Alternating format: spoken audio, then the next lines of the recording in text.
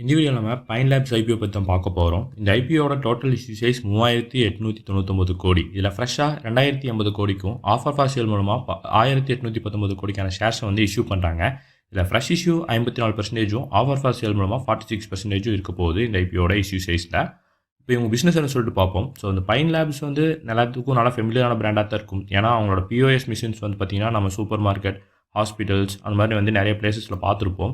So இவங்க business என்னன்னா POS point of sale solutions provide பண்ணுறாங்க. Payment processing and merchant financing சர்வீசஸும் வந்து இவங்க பண்ணிட்டு இருக்காங்க. ஸோ இதுதான் வந்து இவங்களோட பிஸ்னஸாக இருக்குது. இவங்க ஆல் கைண்ட் ஆஃப் பிஸ்னஸ்க்கும் வந்து இவங்களோட சொல்யூஷன்ஸ் ப்ரொவைட் பண்ணிட்டு இருக்காங்க. ஸ்மால் ரீட்டைலிருந்து லார்ஜ் என்டர்பிரைசஸ் வரைக்கும் வந்து பார்த்தீங்கன்னா இவங்க டிஜிட்டல் பேமெண்ட் டெக்னாலஜிஸ் மற்றும் இவங்களோட வேல்யூ ஆடட் சர்வீசஸை ப்ரொவைட் பண்ணிட்டு இருக்காங்க. ஸோ இப்போ இவங்க ப்ராடக்ட் அண்ட் சொல்யூஷன்ஸ் பார்ப்போம். நம்ம ஆல்ரெடி பார்த்த மாதிரி POS டிவைசஸ் தான் இவங்களோடது. So credit card, debit card, UPI, mobile wallets மூலமாக வந்து payment multiple form of payments வந்து இவங்களோட POS மிஷினில் பண்ணிக்க முடியும். ஸோ அது இவங்க ஒன் ஆஃப் த பிஸ்னஸ் ப்ராடக்டாக இருக்குது. அது மட்டும் இல்லாமல் பை நோ பே லேட்டர்னு சொல்லிட்டு இவங்க இன்ஸ்டன்ட் EMI சொல்யூஷன்ஸ் வந்து ப்ரொவைட் பண்ணிட்டு இருக்காங்க. அது மட்டும் இல்லாமல் மெர்ச்சன்ட் ஃபினான்சிங், மெர்ச்சன்ட்ஸ்க்கு வந்து பார்த்தீங்கன்னா ஷார்ட் டேர்முக்கான ஒர்க்கிங் கேபிட்டலை வந்து ஃபினான்ஷியல் இன்ஸ்டியூஷன்ஸ் கூட பார்ட்னர்ஷிப் பண்ணி லோன்ஸ் வந்து ப்ரொவைட் பண்ணிட்டு இருக்காங்க. லாயல்ட்டி அண்ட் கிஃப்ட் சொல்யூஷன்ஸ் வந்து ப்ரொவைட் பண்ணிட்டு இருக்காங்க. இ-காமர்ஸ் மற்றும் ஆன்லைன் பேமெண்ட் பிளாட்ஃபார்ம்ஸ்க்குலாம் வந்து பார்த்தீங்கன்னா பேமெண்ட் கேட்வே சர்வீசஸ் வந்து இவங்க ப்ரொவைட் பண்ணிட்டு இருக்காங்க. ஸோ இதெல்லாம் தான் வந்து இவங்களோட இம்பார்ட்டன்ட் ப்ராடக்ட்ஸ். இதில் வந்து சப் கேட்டகரிஸ் நிறைய இருக்குது. இப்போ இவங்களோட கஸ்டமர் பேஸ் அப்படின்னு சொல்லிட்டு பார்ப்போம். 2025 ஜூன் 30 படி பார்த்தீங்கன்னா இவங்களுக்கு 9,88,000 மெர்ச்சன்ட்ஸ் வந்து இருக்காங்க இவங்களோட கஸ்டமராக. 716 கன்சியூமர் பிராண்ட்ஸும் அண்ட் என்டர்பிரைசஸும் வந்து பார்த்தீங்கன்னா இவங்களோட கன்சியூமராக இருக்காங்க. 177 ஃபினான்ஷியல் இன்ஸ்டியூஷனுமே வந்து பார்த்தீங்கன்னா பேங்க், NBFCs எல்லாமே பார்த்தீங்கன்னா இவங்களோட கஸ்டமராக இருக்காங்க. டாப் பிராண்ட்ஸ் எல்லாமே வந்து பார்த்தீங்கன்னா இவங்களோட கஸ்டமராக தான் இருக்காங்க. Amazon Pay, LG electronics, Flipkart போன்ற நிறுவனங்களில் இவங்களோட கன்சியூமராக தான் இருக்காங்க.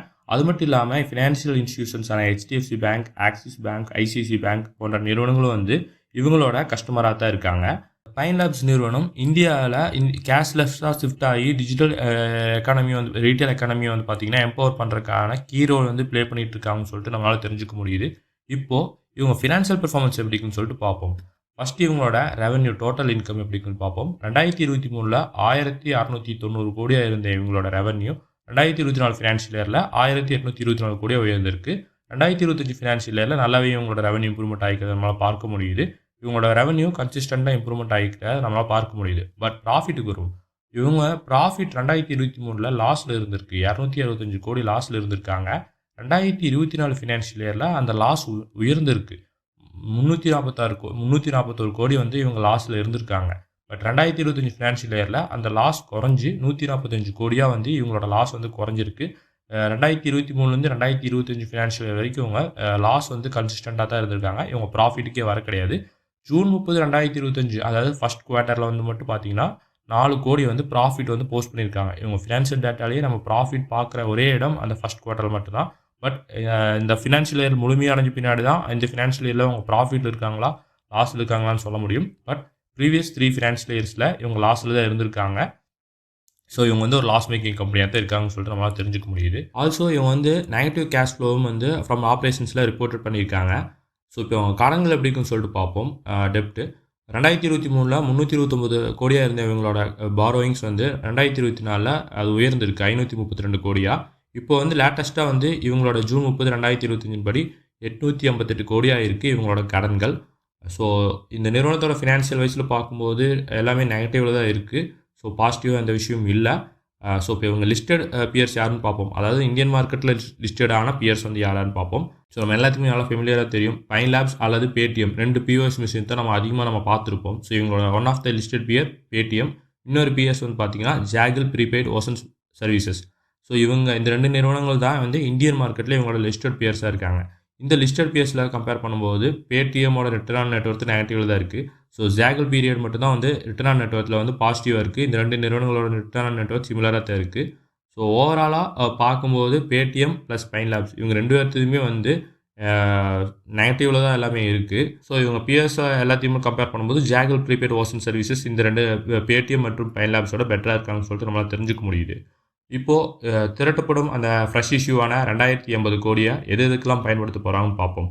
அதில் 532 கோடி இவங்களோட லோன் ரீபேமெண்ட்டுக்காக பயன்படுத்த போகிறதா சொல்லியிருக்காங்க. ஆல்ரெடி நம்ம பார்த்துருந்தோம் 888 கோடி இவங்க கடன்கள் இருக்குது. அதில் 532 கோடி வந்து அந்த பாரோயிங்ஸ்க்கு ரீபே பண்ணுறதுக்காக பயன்படுத்த போகிறதா சொல்லியிருக்காங்க. 60 கோடி இவங்களோட ஒரு துணை நிறுவனம் இருக்குது. குயிக் சில்வர் சிங்கப்பூர்னு சொல்லிட்டு இவங்களோட ஒரு சப்சிடி இருக்குது. ஸோ இந்த நிறுவனத்தில் வந்து அந்த 60 கோடி இன்வெஸ்ட் பண்ண போகிறதா சொல்லியிருக்காங்க. ஸோ மலேசியா மற்றும் யுஏஇயில் வந்து அதாவது இந்தியாவை தவிர இவங்களோட மார்க்கெட் ப்ரெசன்ஸை வந்து வெளிநாடுகளுக்கும் வந்து கொண்டு வரதுக்காக வந்து அந்த சப்சிடியில் இன்வெஸ்ட் பண்ண போகிறதா சொல்லியிருக்காங்க. 760 கோடியை வந்து இவங்களோட ஐடி அசெட்ஸ் அதாவது கிளவுட் இன்ஃப்ராஸ்ட்ரக்சர் மற்றும் டெக்னாலஜி டெவலப்மெண்ட் இனிஷியேட்டிவ்ஸ்க்காக வந்து பயன்படுத்த போகிறதா சொல்லியிருக்காங்க. ஸோ இந்த பாரோயிங்ஸில் இந்த ஃப்ரெஷ் இஷ்யூவில் அதிகமான அமௌண்ட் வந்து இவங்களோட டெக்னாலஜி டெவலப்மெண்ட்டுக்காக பயன்படுத்த போகிறதா சொல்லியிருக்காங்க 760 கோடி. ஸோ இப்போது இந்த ஐபிஓவில் ரீட்டைல் கோட்டாவுக்கு 10% தான் ஒதுக்கியிருக்காங்க. ஸோ இந்த IPO heavily depend on QIB கோட்டாவை தான் டிபெண்ட் பண்ணியிருக்காங்க. 75% வந்து QIB இன்வெஸ்டர்ஸ் நம்பி தான் இந்த ஐபிஓ இருக்குது. ரீட்டைல் கோட்டாக்கு 10% தான் ஒதுக்கியிருக்காங்க. இப்போ இந்த நிறுவனத்தோட லேட்டஸ்ட் கிரே மார்க்கெட் ப்ரீமியம்க்கு வருவோம். இவங்களோட லேட்டஸ்ட் GMP ₹22 ட்ரேட் ஆகிட்டு இருக்கு. இது ப்ரீவியஸ் GMP ஆனால் ₹35 ட்ரேட் ஆகிட்டு இருக்கு. இந்த ஐபிஓட GMP எவ்ரிடே வந்து டவுன்ஃபால் ஆகிட்டு இருக்குது நம்மளால் பார்க்க முடியுது. ப்ரீவியஸாக 15.84 இருந்த இவங்க GMP தற்போது ஆல்மோஸ்ட் 10% தான் இருக்குது இவங்களோட கிரே மார்க்கெட் ப்ரீமியம். பட் இந்த GMP வந்து உறுதியானதுன்னு சொல்லி நம்ம சொல்ல முடியாது. இது வந்து அன்அஃபிஷியல் டேட்டாஸ் தான். இந்த ஐபிஓவில் எந்த அளவுக்கு சப்ஸ்கிரிப்ஷன் ஆகுதோ அதுக்கு தகுந்த மாதிரி இந்த GMP வேரியருக்கான டிமாண்ட் வேரியருக்கான சான்சஸ் இருக்குது. இப்போது நம்ம ஃபைனல் வியூக்கு வந்து வருவோம். ஸோ நம்ம ஆல்ரெடி பார்த்துருந்தோம் இந்த ஐபிஓவில் ஃபினான்ஷியல்ஸ் வந்து பெட்டராக இல்லைன்ட்டு. நீங்கள் லாங் டேர்ம் கன்சிடரேஷனுக்கு இந்த ஐபிஓ பண்ணணும்னு நினைக்கிறீங்கன்னா ஸோ வெயிட் பண்ணுறது பெட்டராக இருக்கும். நீங்கள் இதில் ஷார்ட் டேர்முக்கு லிஸ்டிங் கெயின்காகத்தான் அப்ளை பண்ணலான்ட்டு இருக்கேன் அப்படின்னு சொல்லியிருக்கீங்கனாலும் இந்த ஐபிஓ இன்வெஸ்டர்ஸ் கிட்டேருந்து எந்த அளவுக்கு வரவேற்பு இருக்குது அப்படின்னு சொல்லிட்டு இந்த ஐபிஓ சப்ஸ்கிரிப்ஷன் ஓப்பன் ஆன பின்னாடி நமக்கு தெரிஞ்சிடும். ஸோ அதுக்கு தகுந்த மாதிரி நீங்கள் பிளான் பண்ணுறது பெட்டராக இருக்கும். ஸோ நம்ம ஆல்ரெடி பார்த்துருந்தோம் இந்த ஐபிஓட ரீட்டைல் கோட்டா கம்மியாக தான் இருக்குது.